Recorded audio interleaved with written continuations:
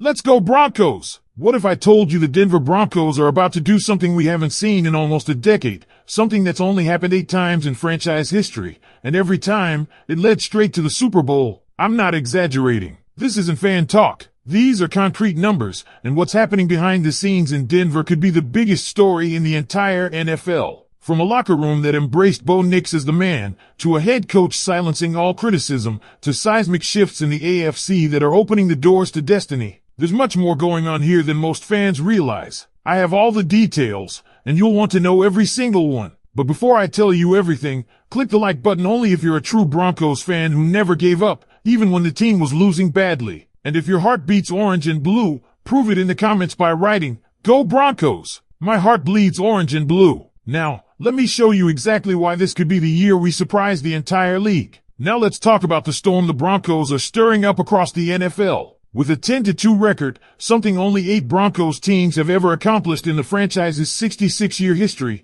this moment is rare. And here's the kicker, 6 out of those 8 teams made it to the Super Bowl. That's a whopping 75% conversion rate to the big stage. And 3 of those squads went all the way, hoisting the Lombardi Trophy. So Broncos country, understand this. What we're witnessing isn't ordinary, it's historic. Sean Payton, known for his sharp football mind, isn't just leading, he's redefining this team. He's silencing the doubters, the national media calling Denver frauds, the radio shows flipping narratives, and those dismissing us even as the Broncos knock down team after team. Payton said it himself, "We didn't squeak by the Commanders, we beat them. And we did it through one of the most poorly officiated games of the season, overcoming missed calls, including a jaw-dropping one-handed grab by Treylon Burks, a player written off by many. Yet even that wasn't enough to take us down. That's the level of grit we're talking about. And let's give Bo Nix his flowers. This kid is growing before our eyes. Early season hiccups? Gone. Since the start of this run, he's matured into a poised, efficient quarterback with command of Sean Payton's notoriously complex playbook.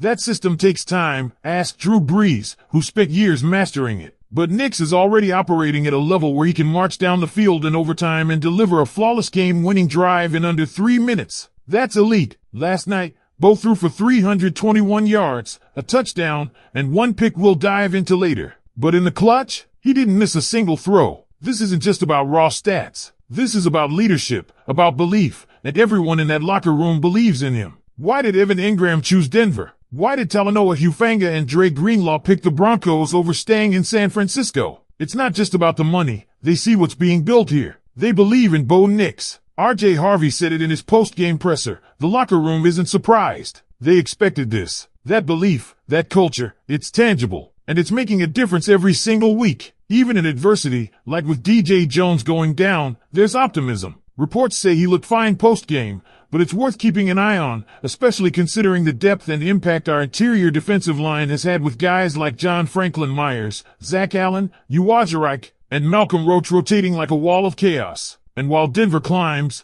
others stumble. Justin Herbert's broken left hand and the Chargers' collapsing offensive line spells disaster for their playoff hopes. Sauce Gardner's calf strain with the Colts? Potentially season-altering. These aren't just unfortunate injuries, they're shifts in the AFC landscape that favor the Broncos' march to the top. Let's not overlook this playoff picture. Denver currently holds the number 1 seed in the AFC. Yes, you read that right. The national media can keep doubting, but Las Vegas, the place where money doesn't lie, now lists the Denver Broncos as the AFC favorite to make the Super Bowl. That's not hype, that's reality. Because when we talk about potential, we're not just dreaming, we're observing a team that is still ironing out kinks, still finding new ways to win, and still adjusting pieces within a championship blueprint. Sean Payton's system isn't just built to win games, it's designed to win in January and February. And that's where the Broncos are heading. Let's go back to that stat that should be on a banner outside Empower Field at Mile High. The Broncos have been 10-2 or better only 8 times in history,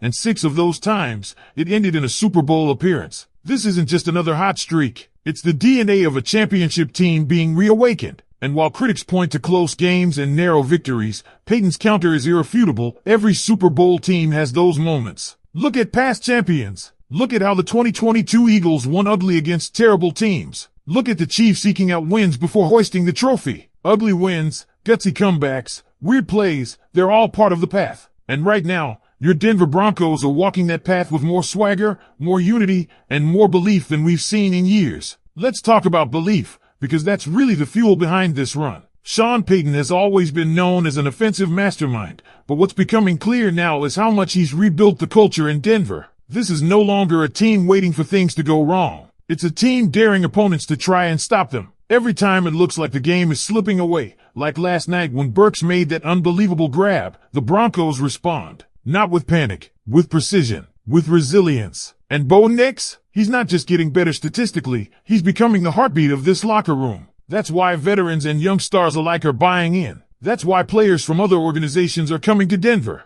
Because something real is happening here. The decision-making, the composure, the reads, it's all elevating. And when a young quarterback levels up like that, mid-season, it becomes very hard to stop that momentum. Defensively, the Broncos are still stacked with talent, even with the concerns about DJ Jones' health. But depth has been a strength of this unit all season. When you've got guys like John Franklin Myers and Zach Allen stepping up, the interior pressure doesn't stop. And if DJ Jones is indeed good to go, as was reportedly seen post-game, then Denver's defense remains one of the most physical and disruptive in the league. Now let's address the elephant in the room, the running game. Since J.K. Dobbins went down, the Broncos haven't found the same consistency on the ground. It's not for lack of trying. R.J. Harvey runs with energy, Jal and Tyler Batty bring different elements to the field, but the production just isn't there yet. Payton insists it's not a talent issue, and maybe he's right. Maybe it's the blocking. Maybe it's the scheme. Or maybe, just maybe, it's time to look outside the building. Word is there are names floating around,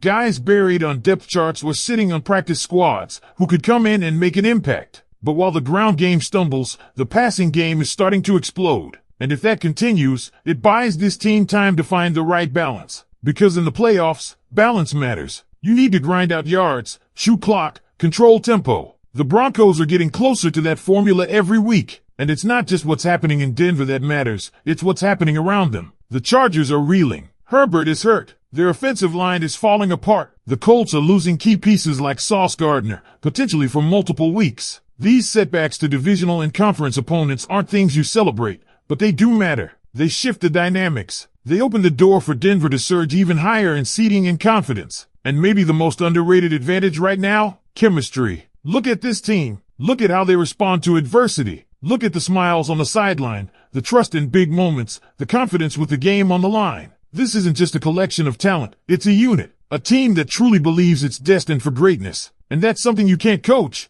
can't buy, and can't fake. Which brings us back to this moment. 10-2. The number one seed in the AFC. National media is still unsure. But Vegas, they're betting on Denver. And the fans? You can feel it. The pulse of the city, the anticipation, the fire. This isn't just a playoff run. This is the return of the Denver Broncos to the elite tier of the NFL. So if you're still doubting, maybe you're not watching closely enough. This team is for real. And the best part? We haven't even seen their ceiling yet. Now, Broncos country, here's the question I want to leave you with. Do you think this team is what it takes, not just to make the Super Bowl, but to win it all? Let me know in the comments, and don't forget to subscribe for more in-depth breakdowns, updates, and exclusive Broncos content every single week. Smash that like button if you're feeling that Super Bowl energy, and check out the videos on the screen for more coverage of this incredible season. Go Broncos!